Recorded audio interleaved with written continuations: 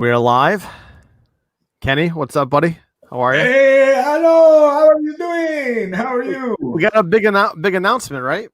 Yes, we got a big announcement, and I mean, you know it anyhow because I put it on the page. But Right. so we're going to do one of these weekly, every Thursday at 8:30 p.m., like right now, and it's going to be called the Wrestling Bookmarks Live. Right there's the little logo. And basically, it'll be a one-segment version of the COVID Con. And sometimes you'll get Ed, and sometimes maybe you'll get Rob the Slob. And also, my hope is once in a while, maybe we'll have like a surprise guest host like Marty the Moth. Remember that dude at the end of the? Yeah, he was. He had I watched his Twitter channel. He had all these weird gimmicks. What did you saw him and you quickly turned the channel? Is that what you said? No, I watched him on Twitch. Oh, I thought you said I saw him. And I quickly turned the channel. I think it's Twitch. Yeah. I get confused with all the different stuff that's out there, but Get my mic gimmick closer so I sound a little smooth. You can hear the golden throat of professional wrestling.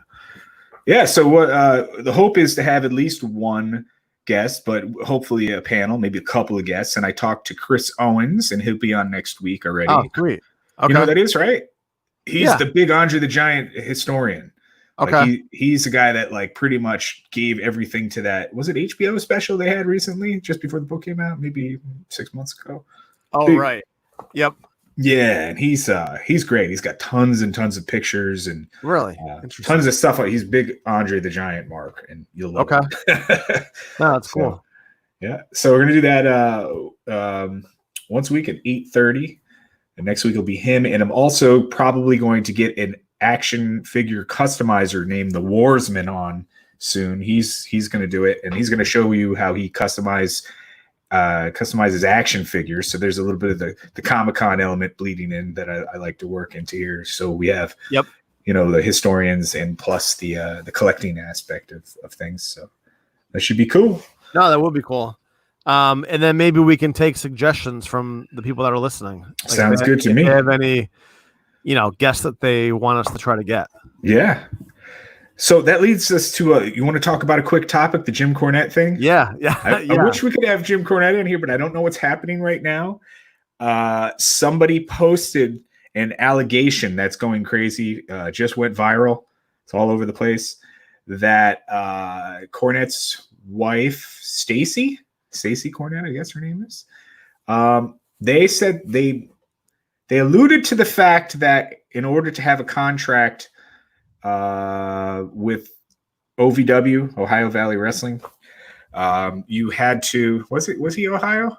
Yeah, right? Why is my head drawing a blank here? Anyhow, you had to, well, how do I say this nice?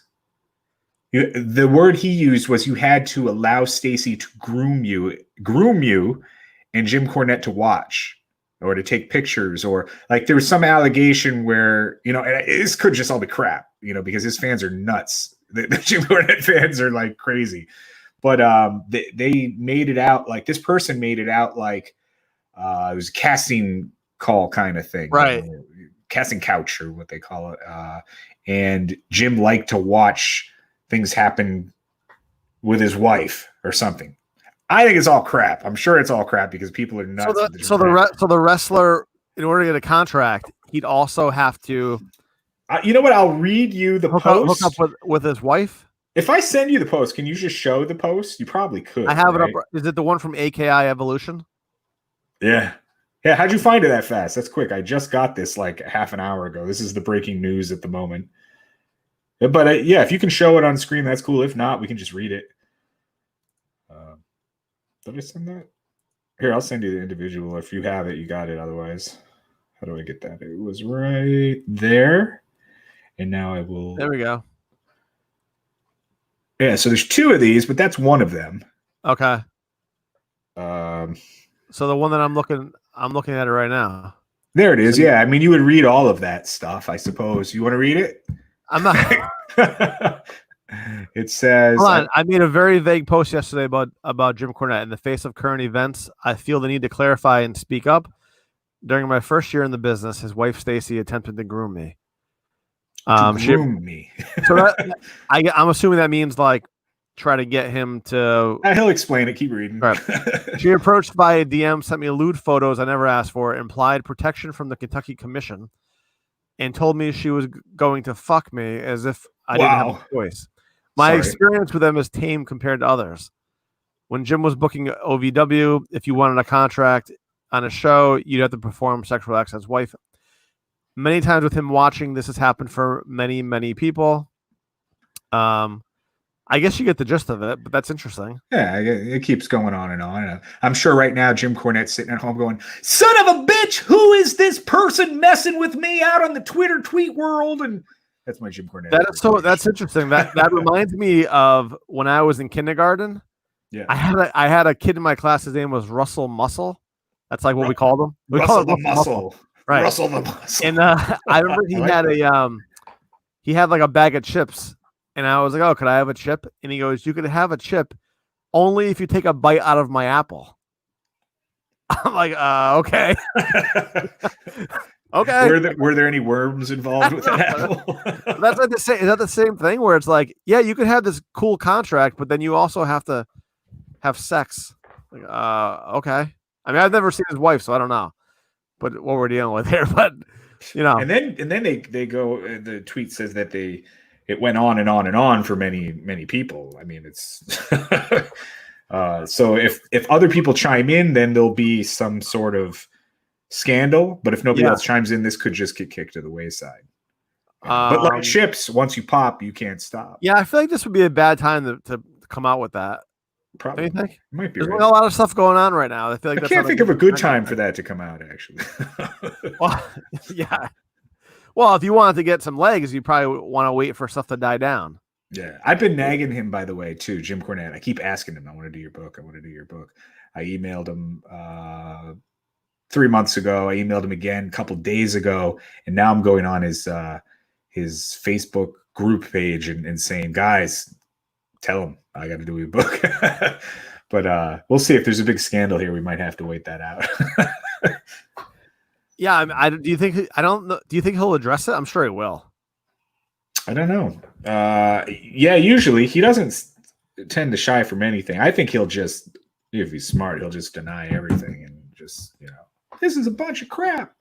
Right. Yeah, that's true. Yeah. I could see that's that. The way to go. Or I could see him saying, "Who cares?" Maybe.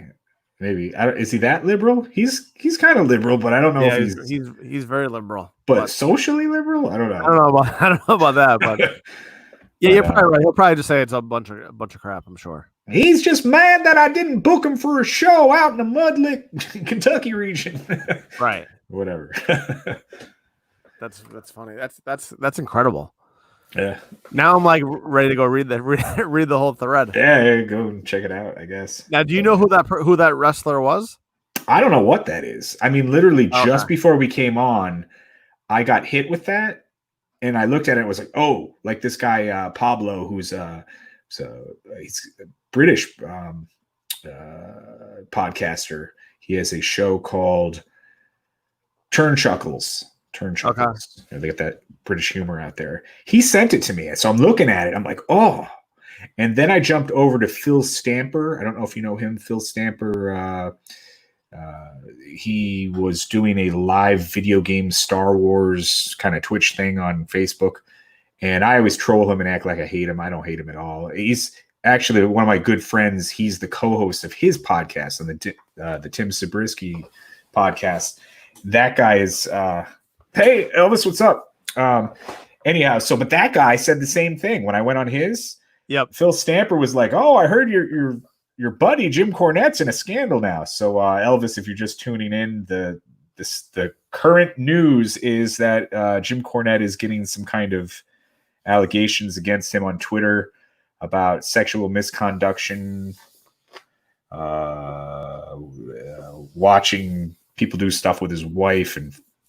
I don't know, filming it or something. I don't know. So that's what we were just talking about. That there's no real topic, by the way, right now. We're just kind of announcing that Wrestling Bookmarks is going to run once a week, 8:30 on Thursdays. We're going to have a segment, and upcoming next week, we've got confirmed, I believe, Chris Owens, Andre the Giant, Super Historian, and maybe even wrestling figure customizer named the Wars Man. So just a little recap. He says Jim's always in some stuff. You kidding me? I tell you what, well, did you ever wrestle in OVW? I guess that's the question. Me? No. Mostly I was Northeast. Never went down there, but that would be great. But yeah. I'd be interested in seeing what his reaction is going to be. But although, you know what, I'm looking, this person only has 4,000 followers. This is obviously an easy way to get a lot of followers, right? True. And there are crazy things out there that happen, right? So people make up stuff to get famous all the time. I mean, I don't know what became of it. The most recent scandal before that would have been, who was the what was that guy's name? Trying to blank on him too. The blonde hair, puffy. Was he a wrestler? Yeah. There was him, and then there was also the jobber guy who would. Wow, man. Like Barry Horowitz? Ellsworth. Ellsworth. You know what I mean? Ellsworth? I can't think of his first name. I don't know who you're talking about. He wrestled AJ Styles, and then he started teaming up with one of the divas. James Ellsworth? James Ellsworth. Oh, okay. Yes. He had some kind of little scandal for a minute there. Some girl that he dated. Did he date her? No, he didn't date her. I'm thinking of the other guy now, who was a tag team, How You Doing guy. Oh, yeah. Okay. What the hell was his name? Why? Then he did the rapping stuff. Enzo, not Enzo, right? Enzo, yeah, Enzo. Oh, yeah, okay. That's it. So Enzo had a little scandal, right? And his scandal was maybe a girl he dated. Oh, that's right. Oh, yeah. And then he got fired, right? That he roofied her or something. I don't know, something like that, right? There was something there, and then he left, and he said that she was full of crap. And basically afterwards, they said that they think it was something was for attention. Like it was more for an attention type of thing because the girl was trying to get followers, like you just said. So that was Enzo. And I think Ellsworth had something too, where like maybe a girl accused him of something and then it didn't come about. Or should we try to get this person to come on the show to talk to us? Why not? To break the story? Tell him. Say, come on right now. How long? How long ago was Jim Cornette in OVW? How long ago was that? I'll say that was a while ago. OVW was, remember when he started bringing in Vader and stuff? He was a little before that. And the reason why he finally came to WWF was that he wanted to get some eyes on his promotion. And that's when he brought in Heavenly Bodies and stuff like that. So, yeah. Well, that would be an interesting get. So, what are you envisioning as the format of the weekly interview segment? So, hopefully, it'll look a little bit like the COVID con, right? So, probably something like a couple people talking, like the last one we did. You like that better with a few people, like a panel? Like, so we got a couple people, more than just one, but we can just spotlight one guy too. Yeah, I mean, I think it depends on who the people are. As long as there's some type of chemistry where they can relate to each other. Yeah, we don't want to have one person where they're just quiet the whole time and right. Like, I think it's cool to kind of mix people that you might not have seen together before too. Right. So that's always cool, right? But well, because I was thinking, yeah, I mean, if we had two people on, that would be cool. But I do think that, we could definitely go into different topics. Right. Sure. There's more opportunity to ask different types of questions. Mm-hmm. Take some questions from the audience. Yep. And go from there. Yeah, just so whatever. So I mean, the hope is to get more people watching, more questions down below, because I like to keep it the Q&A kind of format as we can, but when there aren't, then we continue on, So sounds good. Let's see. He says, I like the format. The one with Abdullah was great. It was pretty cool. And that was, so who's this? This is Willsy? Is that how I would say it? Or Wills? Oh, he's one of my Facebook friends. Recent. I just think I recently became friends with him. Yeah, that was super cool. And it was a surprise. We didn't announce Abdullah the Butcher. which I thought was pretty neat. Having little run-ins and stuff like that is always great. And since Sid was having some kind of technical difficulty that night and couldn't get him on, to have the big surprise of Abdullah saved the day. So it's super cool. Guy named Mike Lano, he talked a little bit. Mike Lano is a photographer from olden day, and he took all kinds of pictures all over the place. And he said, hey, I think I can get him, and I'm helping him with a book project. And I changed the schedule slightly. I think it was Road Warrior, Animal. Yep. Who else was he on with?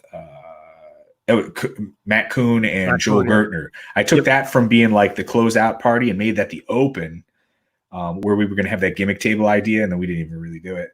And then we popped the Abdullah thing up there with Pampo, the daughter, and Genius was kept on. They kind of like strong armed him into. No, that was that was cool, right? That actually was really cool. Yeah, it was pretty neat. It was pretty good. It was a good segment. I like the Kamala run-in as well. Yeah, it didn't last, but I wish it would have worked a little better, but at least we got him on a couple seconds there. Yeah, absolutely. So the idea there would have been great. Would have been Kamala actually getting to talk a little bit with that guy, Culkin, because he was the guy who got him into the business. His first bookings were in the Mississippi territory, which is kind of almost an outlaw territory because it was a small promotion that wasn't really part of the NWA, and he was called Sugar Bear Harris, and just starting out. So Gil Culkin had a book recently put out, so check that out if you can. He wants to know if Kamala and Abdullah get along. It's a good question. That's a really good question. Would have been neat to been able to ask Kamala or Abdullah that on those nights, but I'll tell you because I know the answer. They're cool now, but there was a time that they were not cool. And I'll explain that. Abdullah used to book for Baba, Giant Baba, over in All Japan Pro Wrestling, right around the same time that Kamala was going overseas and getting some bookings. But back then, the way that it worked was that typically you really only had one African-American on a card. It was kind of a gimmick. So a lot of the old school cards, if you look at old cards, you might have the black guy match, the midget match, and the women's match as like gimmicks, right? So in any given territory, any given promotion, you'd only have one guy. So there was one black guy, and when he was done, he would take off, and a new guy would fill the hole in on the card. But the problem is they were very competitive because quite often promoters didn't want to because it was a gimmick. You wouldn't have two of the same type gimmicks. You wouldn't have two female matches, two midget matches, or two black wrestlers, which was a horrible thing as we know now, but back then it was a common practice. So they didn't really like each other all that much to start with.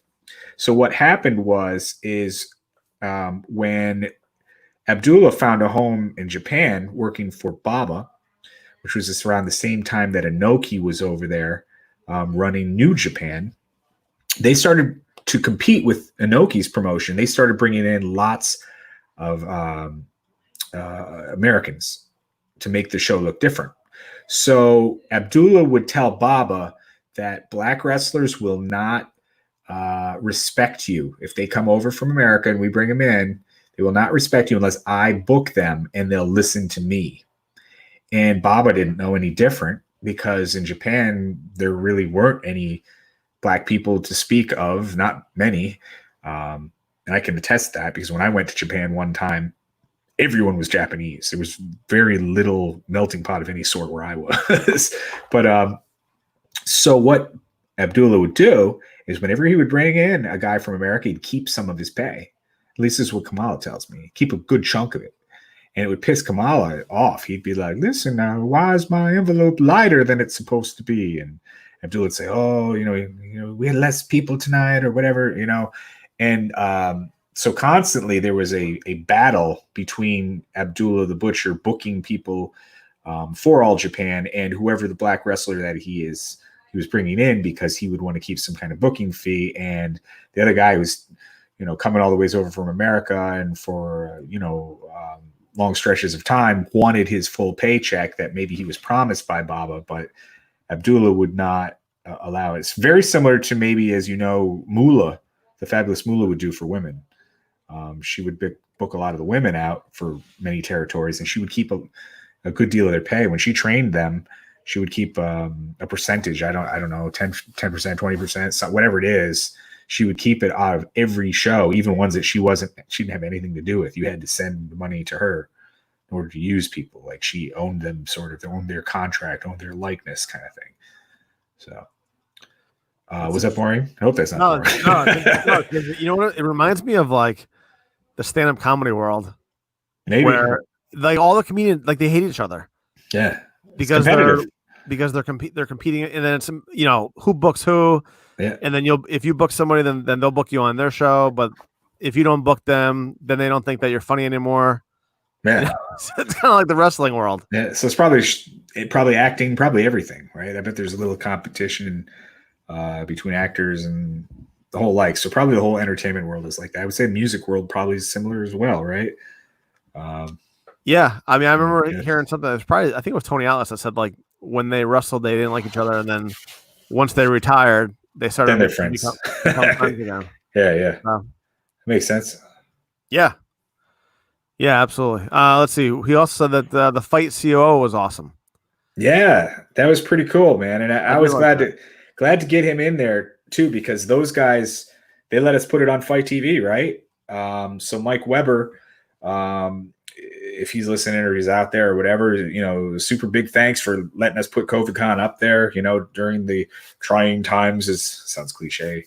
But the wrestlers can't get work and the fans can't see anything good. They can't go out and see a show. So those guys stepped up and let us broadcast in there. So that was super cool. Will we do another? Probably, yeah. I mean, I've got a decent relationship with him. And the thing that was neat to hear once I got to talking to him was he was like Bruce Pritchard's boss for a while, and he was around for the first handful of WrestleManias, and he knew that other guy, Keith Greenwood. Yep, Keith Elliott Greenberg. Keith Elliott. I couldn't think of his middle name. Keith Elliott Greenberg, because he used to write for the magazine, so they worked together. And I was like, let's put them together and make a little spot out of it. So originally we were going to throw Bill Apter in there too, but Bill had a scheduling conflict, family thing that he had to do, so couldn't make it. But yeah, I saw because Mike mentioned that he did WrestleManias 2, 3, and 4. I think it was. Yeah. And I just saw something on Twitter today where someone was asking like, what was the backstory of the Battle Royal, like with the NFL players, like, because now those guys can't do something like that because they have like that injury agreement where they have in their contracts. Like, I wonder if it was like that back then. Back then, it wasn't. That stuff didn't start until soon after Dennis Rodman, started doing stuff with WCW. It was Rodman and who was the other guy? Karl Malone. Yeah. So soon after that, and that was right around the playoffs and stuff. I think that's when I think NBA put their foot down and said, no more of this stuff, no more, because if they had gotten injured in the ring, they might not have been able to do one of the biggest games, of that year for the NBA. So then I think all suits followed, baseball as well as NFL said, yeah, this makes sense. And that just became a common add to contracts. So, yeah, well, the one that I thought I've always been curious about is Ed Too Tall Jones was like the guest like the outside of the ring referee. Right. And I'm wondering if there was a reason why, where like the Cowboys wouldn't let him enter the Battle Royal. Yeah, I don't know. Yeah. I remember watching, which one was it? Was it WrestleMania 2? Was WrestleMania 2 the one that had the fridge? Yeah. Yep. Yeah. That was something else. And then who else was in it? The fridge. They had like Russ Francis. I mean, they had a bunch of guys. Yeah. All the Super Bowl shuffle guys, it seemed. Right. Yeah, they had a bunch of guys. I remember being like super pumped up. I mean, obviously, I forgot even who won that. Was it Andre?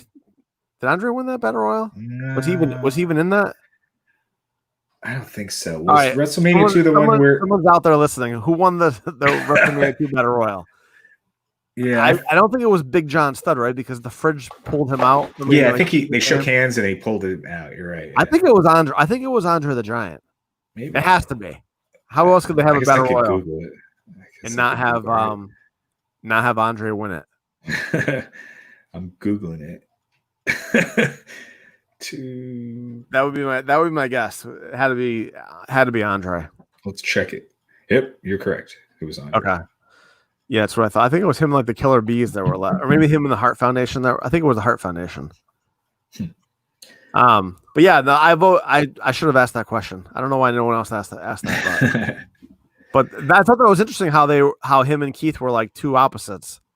Mike really wasn't a wrestling fan. Yeah, but he was in the business, and then Keith obviously is a huge fan. Writing kayfabe in the magazines. So. Mm-hmm. I thought it was cool. James thought it was cool too. He said it was the best segment. Huh. I liked the Eric Bischoff segment with Nitro Guy Evans. Oh yeah, yeah, that was super cool, and it was even more cool because we didn't have to look at Rob the Slob on the screen, right? Well, what's cool about that is I've listened to the 83 Weeks, and I've heard Eric talk about that book a lot. That's why I wanted to do that. And I knew they had their paths crossed in the past, but he didn't really get to talk to them all that much. They were on a Q&A panel and they were taking questions. But I thought to myself, since Eric doesn't really do an interview on his, because he's getting interviewed by Conrad, how cool would it be to have him interview Guy and just tell Rob to shut up and sit in the corner like Jim Cornette and his wife. Right. So, like that little segue, that's comedy right there. Right? What's that called? A throwback? The circle back, right? Yeah. Yeah, there you go. No, it was good. It was good. Yeah. And do you think we're gonna be getting for the wrestling bookmarks live? You think we're gonna have people from COVIDCon? Do you think we're gonna try to have new people at first that we haven't had before? Well, a little of both, right? So I want to keep introducing new guys to the circle, and as well as people that put content out there and stuff like that. I do want some star name, star power kind of stuff. We have me. So. that's almost as big as it gets. So, and that's the same idea. And I'll talk to you about. We can move on to the other subject, the awards now. Yep. We've mentioned this in a few different places, but not talked in detail about it. But Wrestling Bookmarks is a group of wrestling book authors, basically, and wrestlers who have books out, right? We're going to own that and create our own yearly wrestling book award ceremony where we pick from maybe 8 or 10 different categories and give awards away for the best wrestling books that come out and ones that are already out there. So the way we're doing that, we've been having little like Google Meets every Tuesday. A bunch of us get together. Different people have been in there, like Scott Teal and Bill Apter, and people that mean something to the wrestling industry, more so than just myself. I mean, people who've really been in the industry and put multiple books out and created multiple pieces of content. What we've decided is we have 8 or 9, maybe 10 different awards. We're going to create an executive board that pick which awards we're going to give away. And that executive board will also create the nominations. Then we're going to have voters, and the public will be a percentage of that vote, as well as other authors and other hand-selected people. And those voters will actually pick the awards, who wins the awards for that year. So, and that's pretty used, like Hall of Fame type format to pick the things, because otherwise you could just have one guy give all the awards to himself, and that's not what we want to do, Right. So it's got to be legit. Okay. And when do you think we're doing? When are we doing that? When do you think we're doing that? Do we have a date yet? Not really. We don't really have it all figured out, but we have how the executive board works. We have basically awards we're going to give away first. Now we're figuring out who the voters are. Then we will get that voting together, that group together somehow. We'll figure out how we're going to get them the ballots for the nominations and have them pick, and we'll figure it out. So if it still happens under quarantine, you might see it like here, but maybe it could become a physical location type thing. I don't know. We'll see. Yeah, I mean that could be pretty cool. Yeah, end up with our own convention. Yeah, pretty cool. So, and what do you think? How many people are going to be on the board? Do we have an idea of how many people are going to be on the voting? So two different things. So the board is probably about anywhere from 8 to a dozen people that will figure out the nominations, and those people will be like authors. And the way that it works is we actually figured out we have a qualifier list. You have to have like 3 or 4 out of maybe 6 qualities. One might be publisher, it could be podcaster, it could be historian, could be some type of award for writing, could be wrestler. So like you have to have a handful of different prerequisites in order to be able to sit on the board and to come up with those nominations for that year, and to tell what qualities an award has to meet in order to become nominated, that kind of thing, like the definition of the award. So maybe a dozen people, and they'll create the ballots, and then we put them out there to the voters. The voters could be 100 people. The more the better, actually. We don't want it to just be 100% public vote. We do want the vote to actually be industry professionals with some public. So if it was all just public, The Rock would win every award. Do you see what I'm saying? So to keep it. Do you want to make it like the Baseball Hall of Fame, where like the baseball writers are the ones that are doing the voting, and not the fans? Mostly, right. But say maybe 20% fan interaction or something like that to help sway it, so it makes sense. Yeah. So okay. And we borrowed that idea from Pro Wrestling Hall of Fame. They do the same type of thing. So. Okay. Well, one question that I don't think anyone's ever has asked you yet. What is the best book that you've read? Wrestling biography or wrestling book? The one that I like the most? That you haven't written, yeah. Stuffing the ballot box, right? The first Piper book was my favorite, I think. Is that the one with the red and black on the cover? Yeah, the red and black cover. Yep. Yeah. Okay, I think it was in the pit with Piper or something. Yeah. Okay. Yep. Yeah. I really like that one. And whenever I think of it, this is not safe for work, but probably no one's working this late. There's something, the Horsecock story, it's called. I don't know if you remember, where there was this custodian that used to kind of wander his way into a particular arena, and he would, you kind of soap your back up, and Piper would be like, "What are you doing? This is weird." And he'd go, "Hey, Horsecock, how you doing tonight?" He just called everyone that. And one day Piper just said, "Man, why do you call everybody Horsecock?" He's like, "Oh, everybody loves to be called Horsecock." I pictured, when I'm reading that, I just pictured Piper telling the story, like in his voice and everything, and cracked me up. And that made the whole book for me. This is disgusting, but funny at the same time. Yeah, I like that book. He has 2 of them, right? Is there 2 of them? Yeah, well, the second one came out post-mortem. The kids finished it up, as I understand. So he was working on it. Kids finished it up. I didn't read that one. But first one, actually, I remember I drove to a bookstore where he was and had him sign it. So I got an autographed. Yeah, I got an autographed one. So it's pretty cool. Yeah, that's nice. Yeah. So that's my favorite one, I think. Okay. Big Piper fan when I was a kid, though, right? Well, didn't know it, though. Didn't know it, but realized it afterwards. Like when I was a real young kid, I hated him. I was like, "Oh man, this guy sucks," But then you come to appreciate that. Well, because he sucked, he did his job, and oh my God, he sucked so bad that he really did his job, and you realize that later on. I never figured out what the deal with Bob Orton was. Like the arm. Why didn't he just wrestle? Why didn't he just wrestle? He did some. I mean, but not often. Not often. One of the neatest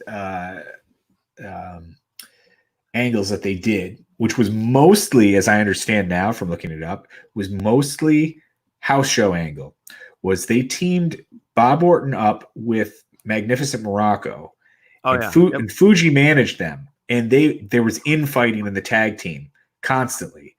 They would rib each other while they were tagging. Like one guy would go to tag, and he'd go to tag him, and he'd go, and then the other guy would beat on him. The face would beat on him and stuff like. Okay. And just they did all kinds of like, stuff that you would think that would have broken them up, but it was just that they didn't get along. That was their gimmick, and they constantly in fought. The whole time they were tagging together. And I always thought that was a neat thing because I'd never seen it anywhere, and I sort of don't know that I've seen it since. Maybe a little bit with AEW. They've got a little bit of that going on with Kenny Omega and